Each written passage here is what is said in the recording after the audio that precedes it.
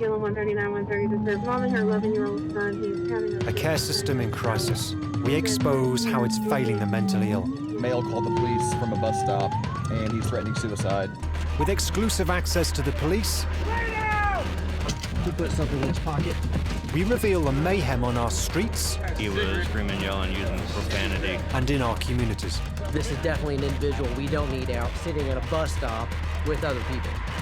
And we meet the healthcare professionals who work alongside them. She's riding with us with the CIT program. Overwhelmed and underfunded. This project is going to come to a halt. These are the people expected to patch up a system that's broken. Help me! It's a crisis situation that sees the vulnerable abandoned He came up there, started shoving the other kids, just getting violent. and puts us all in danger. That can be very concerning when they have a weapon, such as a gun.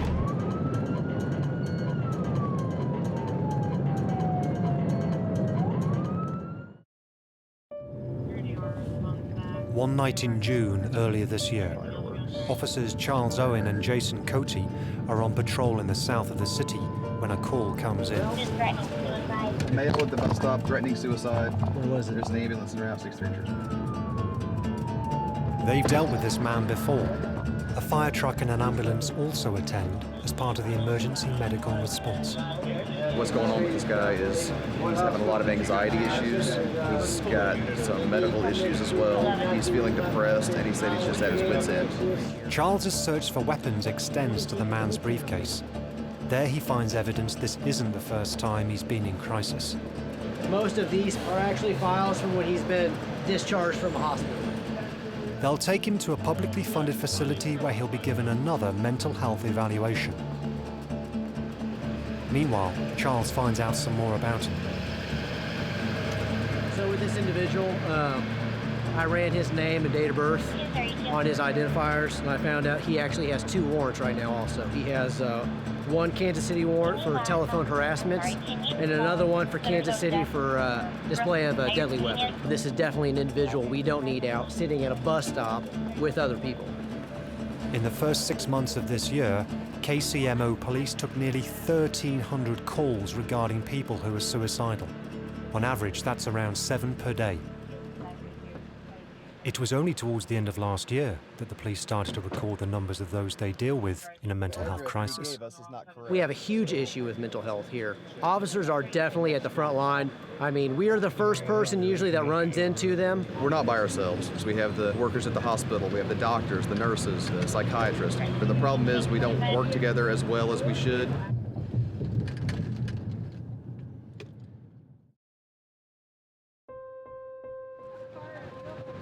Mental illness is not confined to a particular sex, generation, race, or class. Nearly 1 in 5 American adults had a mental illness in 2013, and that's nearly twice as common as diabetes. It can affect anyone. Meet Kate. She has an MBA and works as a senior marketing executive.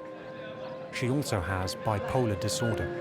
It involves a lot of highs and lows. Oftentimes I get very, very depressed to the point of suicidal ideation. Because he lives over there too, by you. Then there are times where I get really, really high, think that I'm amazing and can do anything. It's important that I try to stay in between both of those. Kate's medication and therapy sessions cost $1,400 a month, and none of it's optional. A few weeks ago, insurance did not cover one of my medications that I've taken for 6 years. I nearly immediately became suicidal. A psychiatrist intervened and put her on some new drugs. If I wasn't as lucky as I am, being able to afford my medication and having a strong support system, I could easily be very, very sick again. Kate proves that mental illness, if controlled, needn't be a bar to a successful life. But in 2012, it was estimated that in the greater Kansas City area, nearly 100,000 people were not receiving treatment for serious conditions like bipolar disorder or schizophrenia. And if they hit crisis, it's often the police who deal with them. These serving officers are undergoing a week's worth of voluntary training called the Crisis Intervention Team, or CIT, program.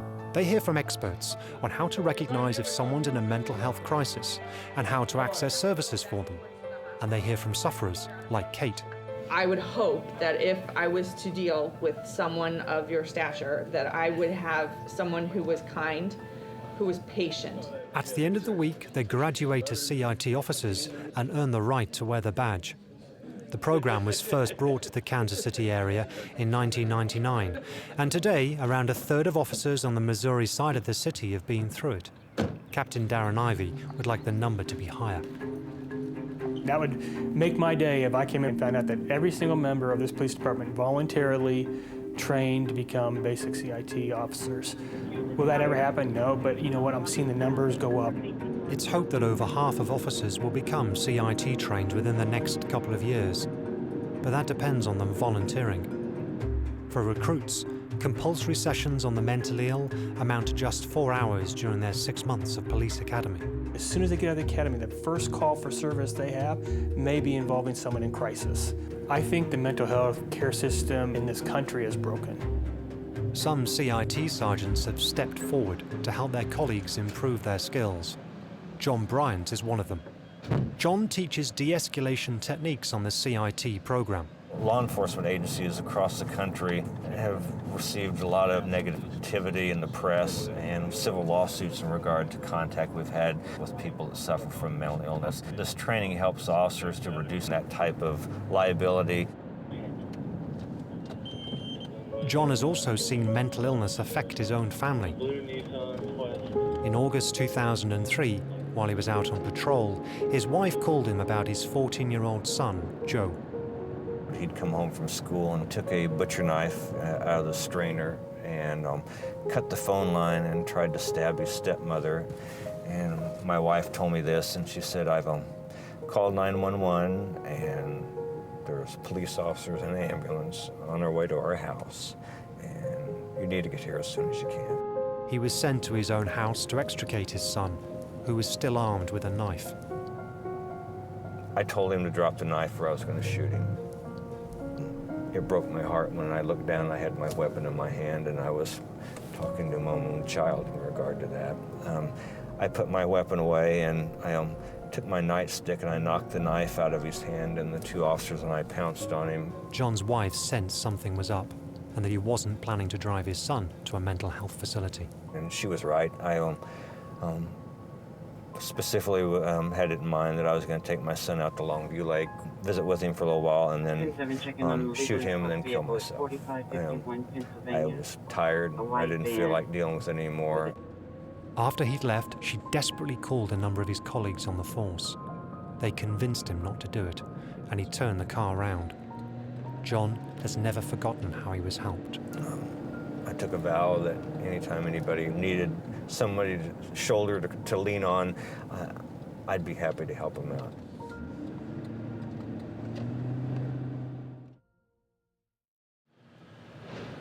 Since the start of the year, John's volunteered to work with Sherry Stafford from Truman Behavioral Health. Good morning, John. You ready to go? Yes, good morning. Sherry is a community mental health liaison. It's a new post created by Missouri Governor Jay Nixon that began in the fall of last year. The idea is that the liaisons will reduce the risk of a mass shooting from happening here. John, he and I go around and we do resident checks, just follow up to try to keep them engaged in services and see that they're staying stable.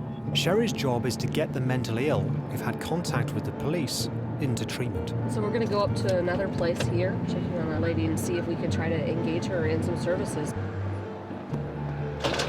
Thank you. Kansas City, Missouri has 5 liaisons. For the Northland, it's Peggy Gorenflow of Tri-County Mental Health Services.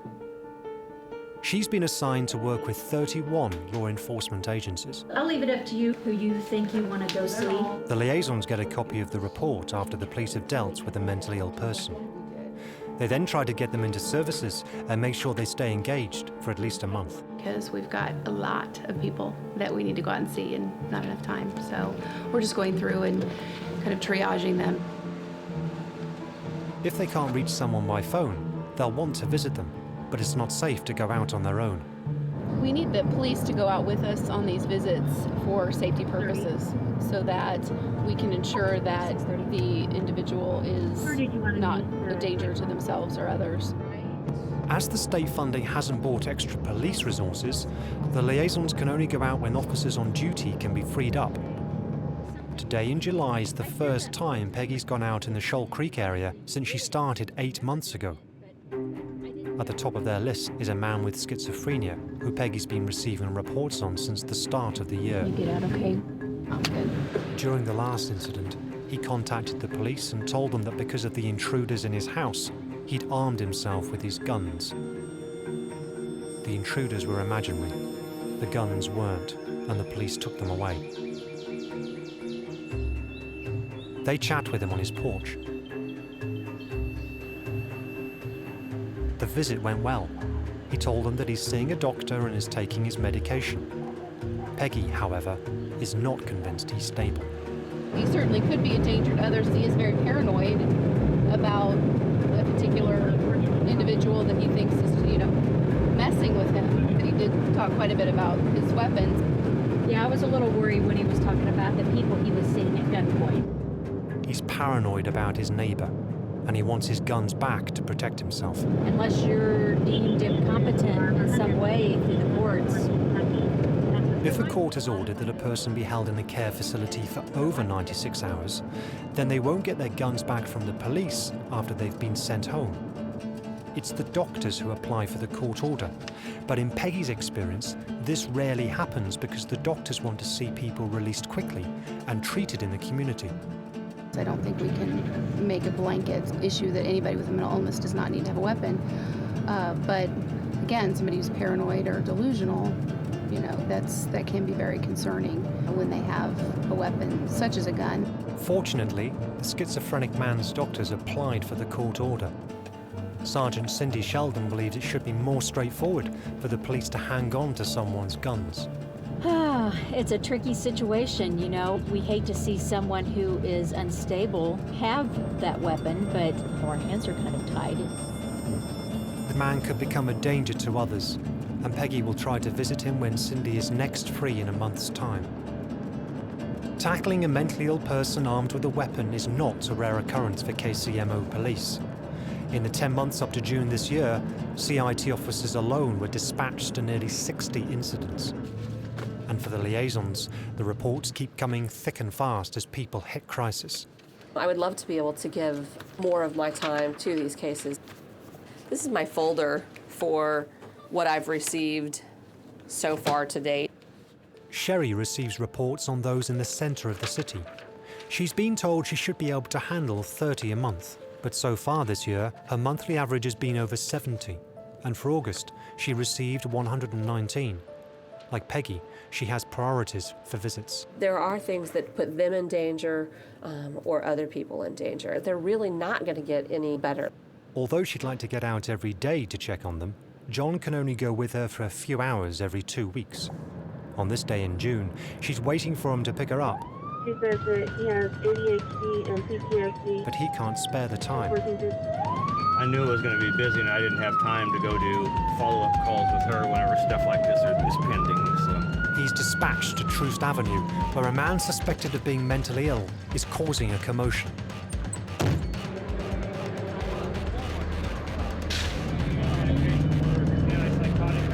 No, I'm not psychotic, man. Okay, listen to me very carefully. We're going to take the handcuffs off of you. You need to leave your hands where they're at. We will pull your arms wherever they need to go. The man says he's been in full-time care before, Hush up, hush up. but claims he doesn't have any mental health issues now. John doesn't agree. He was calling people racial names, screaming, yelling, using profanity. Yeah, he's got mental health issues. It's fairly evident. We are. For the first 6 months of the year, around a quarter of disturbance call-outs for the police involved a mentally ill person. John still wants to get to Sherry, but another call comes in.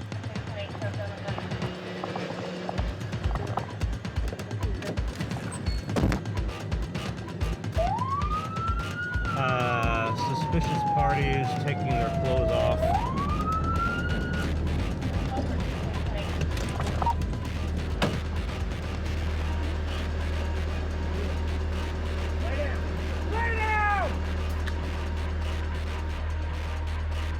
couple are known to the police as alcoholics and are not thought to be mentally ill.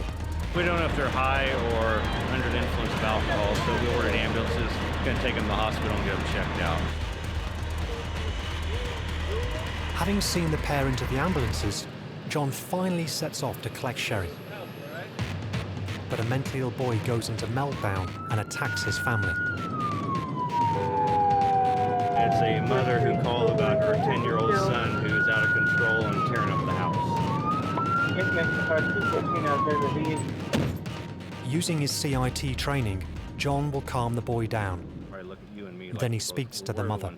And they told me he have to be wanting to hurt himself or hurt somebody. Well, the fact that he's pushing other kids around. Yeah. She tried to get her son into a residential facility before this latest incident, but was told he wasn't dangerous enough. He threatened to jump out the car, while the car was moving. I got him home. He didn't calm down. What he did, I went upstairs. He came up there, started shoving the other kids into the back of the door, just getting violent. Her son has been prescribed a medication, but she can't get him to take it. She can't treat him at home. I would like to see him get into some kind of facility, get him kind of calm down and get some kind of control over his life, so everybody feels safe. John has to go, and he asks Sherry to contact the mother. She just wanted to talk to the doctor about finding a facility to take him to. It's another case for her to follow up. John won't get to her today, and they'll not get out for another 2 weeks. A whole little campground down there. Meanwhile, further south in the city, CIT officers Jason and Charles are trying to reach those with mental illness before they hit crisis. Some folks we have to contact dozens of times before they learn to trust us enough to give them help. Some don't believe that the police actually want to help them. It's estimated that nearly a quarter of our homeless population suffers from a serious mental illness.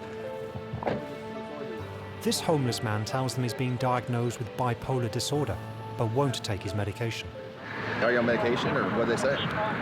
They gave me medication and stuff, and I will do that. It didn't help you? I don't do pills. Sure. What do you do? What do you do that helps?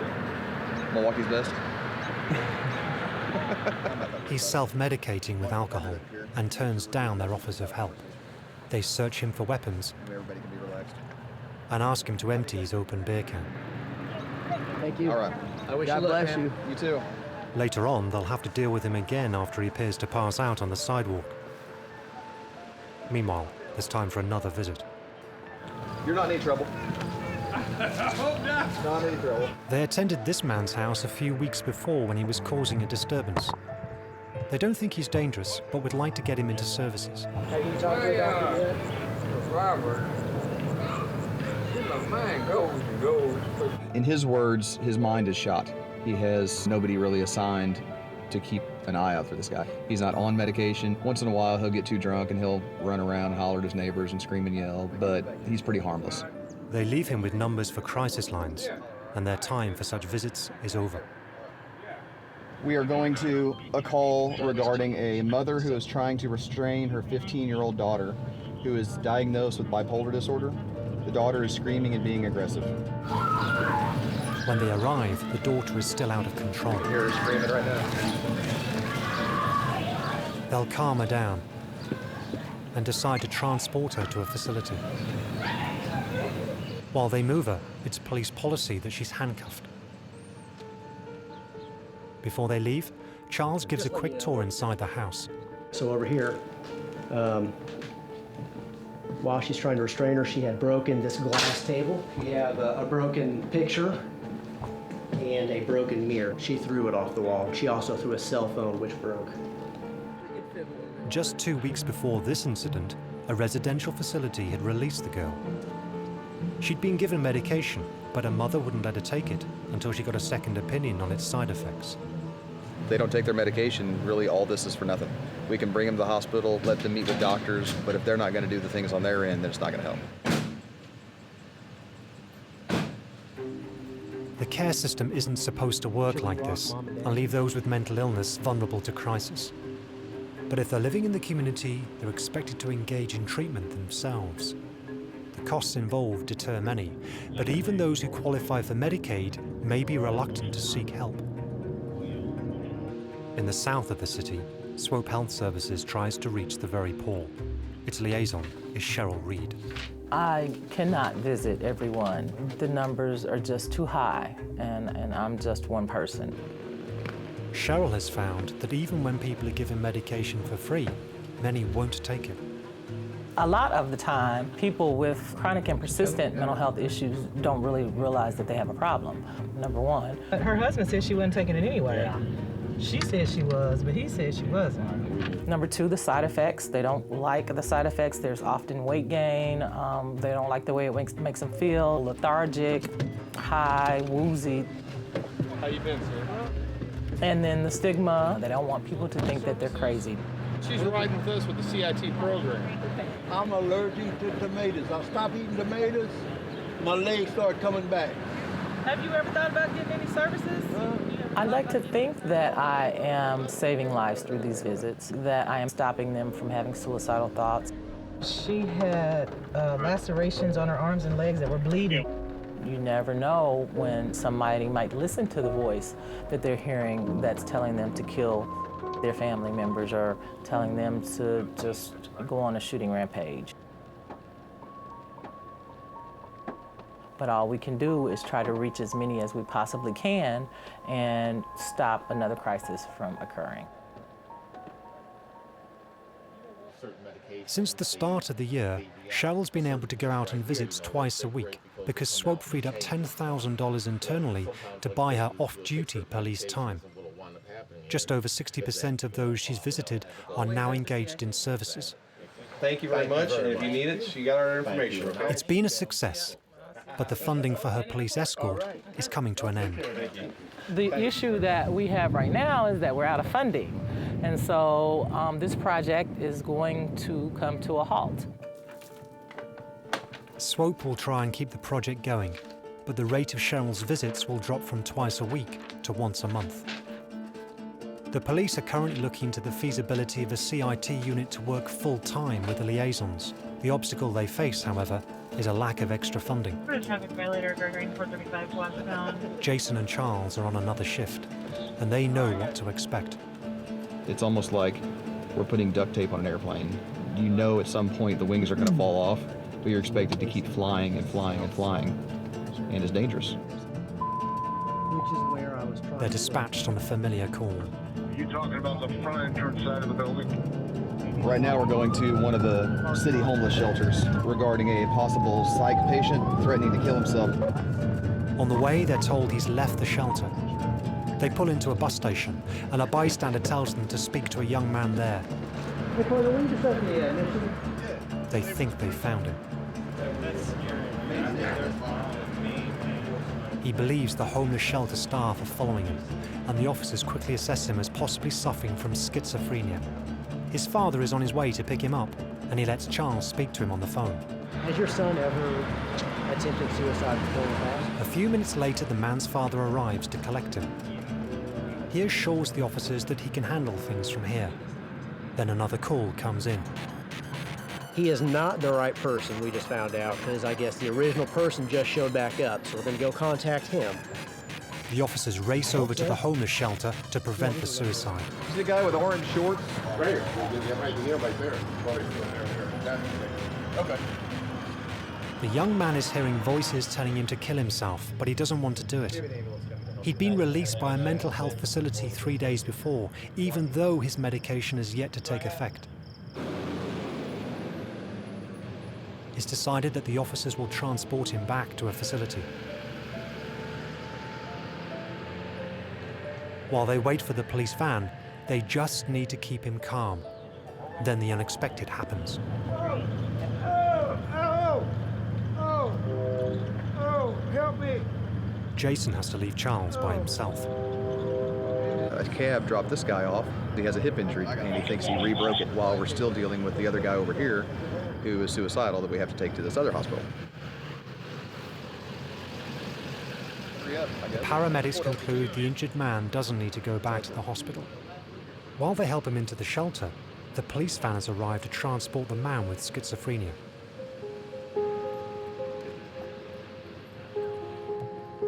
They take him to Truman Behavioral Health Emergency Department to be evaluated. Inside, all is quiet because the department has diverted its calls to other facilities so it can deal with its backlog. But a few months ago in April, Jason and Charles witnessed a very different scene. Once again, they brought someone here who was in a mental health crisis. There was probably a dozen or so people laying on pillows and blankets just right in the hallway because they didn't have the space or the rooms or the beds to put them. While Jason started to write his CIT report, a fight broke out amongst those lying on the floor. Luckily, we were able to break up the fight before things got too bad. It puts the staff at danger, it puts us in danger, it puts the other people that are there to try to get diagnosed and get evaluated in danger. The staff there does an excellent job, but they're just way overwhelmed, just like we are. Other police officers have confirmed they've also seen people lying in the hallways of the department, waiting to be evaluated. In a statement, Truman told us their goal is always to provide the best and safest mental health services for their patients. And as the only mental health emergency department in the area, they will continue to lobby policymakers to improve funding. But across the state, resources are being squeezed. In June this year, Missouri's Department of Mental Health announced cuts of $34 million. Now we're headed to a caller who has not seen her husband for several hours, and he has PTSD. He assaulted her earlier today and took a shotgun and a handgun. It would seem that for thousands of the mentally ill and their loved ones, 911 will remain the only hope.